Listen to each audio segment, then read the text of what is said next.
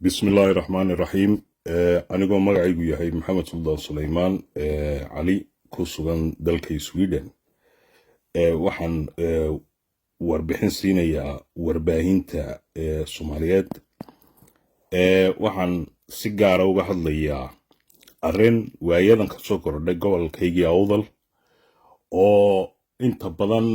ka soo yeedhaysay xukuumadda talada haysa ee Somaliland.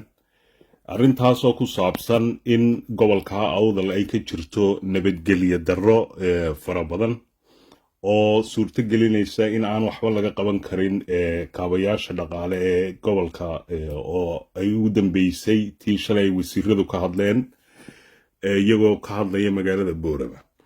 arrintaasi waxay ka soo baxday wasiir gobolka ka soo jeeda oo ku magacaaban wasiirka ganacsiga. ninkaas oo waayadii u dambeysayba gobolkan aad moodo inuu ka wado arrimo nabadgelyo darro oo uu ugu dan leeyahay inuu ka keeno mushkilad si ay doorashada loo ballansan yahay 13 November aanay u qabsoomin. ninkaasi wuxuu shalay aad uga dhawaajiyay inay nabadgelyo darro jirto gobolka, aanay suurtagal ahayn in jidkii Boorama iyo Lowyacado uu hirgalo. arrintaasi waxaan leenahay waa been. gobolkaas waa nabad, dadkiisu waa dad nabadeed, waa dad jecel inay ummadda kalena nabad kula noolaadaan. anigu waxaan u arkaa uun hadalka uu ninkaasi u damyarax leeyahay iyo waxa uu sheegaya beenta ah waxay sal u tahay oo aan laga rajeeyaa waa inay nabadgelyo darro iyagu malaha ka abuuraan gobolka oo ay ka dhigaan meel aan xasilooni ka jirin si loogu marmarsiyoodo doorashada inaanay waqtigeedii dhicin. marka anagu nabadgelyo darro gobolka ka jirta ma ogin, haddaanay iyagu soo wadin oonay u dan lahayn inay mushkilad ka abuuraan gobolka. annaga xaggayaga mushkiladi kagama jirto, dadkaygaana been baa laga sheegayaa. arrintaana waxaan leenahay war ka waantooba, idinna waxba idin dhaqmi maayaan. haddaad ummaddiina dhibtaan ood mushkilad gelisaan waxba idin hagaagi maayaan. taa markaan halkaa ku dhaafo, ninkaasi waxa uu eedo badan u jeediyey dhallinyarada gobolka Awdal iyo qurba joogta. wuxuu yidhi dhallinyarada gobolka Awdal cuqdad bay qabaan. runtii waa adal aad iyo aad looga naxo. wuxuu cuqdadaa ku tilmaamay to uu leeyahay waa qola nacayb, waa isaaq nacayb, waa maxay nacayb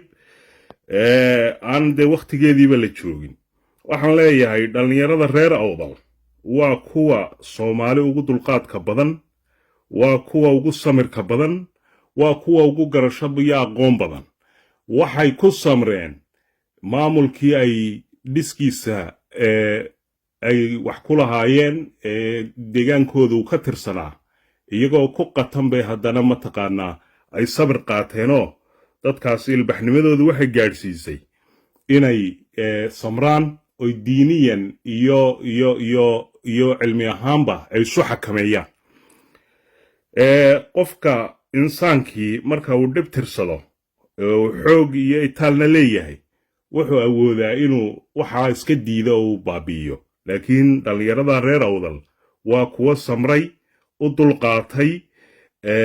oo diintooda iyo dhaqankoodu xakameeyey iyo islaamnimadoodu. oo qofka xoogga leh isagoo wax kasta samayn kara hadduu isceliyo dee diintaaba sheegaysa in sidaa loo dhaqmo. marka waxa weeye dhallinyarada qadoodiga iyo mataqaanaa qaadaamar dhergaha iyo gaajadu ka hadlinaysa wixii ay meesha ku lahaayeen markay waayeen ka gadoodsanee le mataqaanaa waxaan wada yeelanno in ceeb looga dhigaa waa qalad. in mataqaanaa lagu digto oo la yidhaahdo cuqdad baad qabtaan waa qalad. anu dhallinyarada waxaan leeyahay waar sheegta wixiina, waxaad doonaysaan sheegta oo si nabada ku sheegta oo dalkiinnii baad joogtaan, dhulka iyo dadkaad dalka ku leedihiin ood qayb kaga tihiin dowladnimada, xaq baanad u leedihiin. ninka waxaa idin yimaadee mar dambe sidaa idinla hadlana hiroodhaha oo waxba mataqaanaa ha ka dhegaysanine runta u sheega insaankuna sideedaba wixii qadaf ku ah ee sharaftiisa iyo cirdigiisa taabanaya waa in uu ka jawaabaa arrinka kale ninkaasi ka hadlay waxaa ka mid ahaa qurba joogtu uu yidhi intooda badani waxa weeyaan waa kuwa dalka duminaya dalka ma duminayaan qurba joogta reer awdal waa kuwa ugu sharafta badan leh qurba joogta Soomaaliyeed waa kuwa ugu cilmiga iyo hawl qabadka badan waa kuwa ka tilmaaman dadka Soomaaliyeed ee ka soo haajiray dhulkoodii waa dadka ugu mudan ee la sharfo ee ugu wax qabadka badan leh dadkaasi marka laga yimaad ilaahay ka sokow dadka awdal degan waa dadka nafta ku haya haddaanay iyagu jirinna waxbaba ma hirgaleen waxa weeye qurba joogtaasi waxay had iyo habeenba u darban yihiin inay dadkooda taakuleeyaan ka shaqeeyaan horumarkooda iyagu lafahooda wax u qabsadaan marka in dadkaana sidaa wax looga sheego la yidhaahdo waxbaa duminaysaan dee iyadna waa gaf kale oo ninkaasi u galay iyo kuwo kale oo mataqaanaa markoodii hore qurbahan ka yimiday oo iyagu aan weligood laga yaabo inaanay baranba afafkii dhulka ay ku noolaayeen marka waxaan leeyahay laga waantoobo qurba joogtana anigaa arrinkaa ka raali gelinaya waxaan leeyahay waa hadal wax magaratay ha dhegaysanina taa markaan halkaa ku dhaafo ninka saajin la yidhaah wuxuu yidhi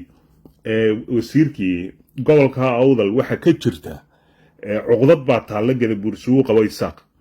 horta saajin inuu isagu ka hadlo cuqdad iyo jacaylka gadabuursiya isaaq loogama fadhiyin sababtoo ah horta de maba yaqaanaaba reerkan uu ka hadlayo uu leeyahay cuqdad buu gadabuursi u qabaa waxa weeyaan de waxa dhulka kula jooga kuwii shalay dhibaatadu ka soo gaadhay ee gacan isaaq ku dhacday oo iyagu markii laga heshiiyey ee arrinkaasi dhammaaday cafis bixiyey baa horta gobolka awdalka ugula nool oo reer awdala hadday cuqdadi jirto iyo haddaanay jirin horta kuwaasaa iyagu macnayn doona oo odhan doona waxaasna waa jiraa waxaasna ma jiro waxaan leeyahay annagu cuqdad gaara oon aniyo dadkaygu u qabnaa ma jirto beesha isaaq waxaa leeyahay dhaliyo dhasheed dadku waxbuu isu geystaa oo waxway kala gaadhaan dadkuna inuu isdilo dee Soomaali baynu ula mid ahayn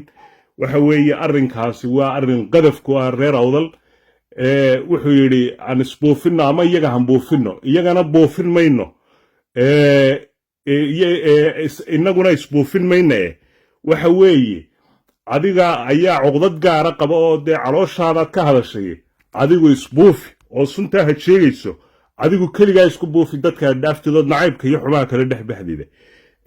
Soomaali waxa weeyaan de horay isu soo dishay horena way isu cafisay ninka 2024 ka waramaya cuqdad baa reeray isu qabaan dadka mataqaanaa intaa wada deganaa dhowr iyo 30 sano waa mid nasiib darro ah marka waxaan leeyahay adigu isbuufi dadkaasi kale la buufin maayo waxna loo dhimi maayo waxaan ku soo gabagabeynayaa hadalkayga baaqan u diraya dadkayga reer awdal dadkayga waxaan leeyahay waar waxaad yeeshaan waxa weeye kuwii dee aad mas-uuliyiinta u haysateen ee maamulka idinku matelaya dowladnimadu waa kuwa waxaa ku hadlaya horena waxaa dee madaxweyne ku-xigeenka hadda talada haya ee Somaliland Cabdiraxmaan Saylici uu afkiisa inooga sheegay in xukuumadihii kala dambeeyey ee Somaliland ay hagradeen gobolka awdal gobolkaasi waa mid la hagraday isagaana inoo cadeeyey halkaa waxba inooma yaalaan xukuumadda maanta joogtana saan hore u sheegay waxba isumanihin haddaynu nahay inagu reer awdal waxa weeye waxay naga dhaxeeyaa waa farteenna oon kaga aargoosanno oo nidhaahno waxba isumanihin ee halkaa ka baxa waxaan idinku boorinayaa inaad dantiinna u midowdaan inaad aayihiinna ka tashataan in wixii qadaf idinkoo wada jira iska diidaan waxa weeye dhulka ka guuri mayno dadkaan la deganahayna weligeen kala tegi mayno laakiin wixii danteenna ah hadday madax dad gasho waa inaan kala soo baxnaa sanadkaa maanta ah doorashadaa meesha ka dhacaysa waa in aad nimankaa ka aargoosataan oo tustaan inaad tihiin dad qab iyo garasho leh oo wixii dhib ku ag og markaa tolkayow dadkaygiyow waxaan idinku boorinayaa midnimo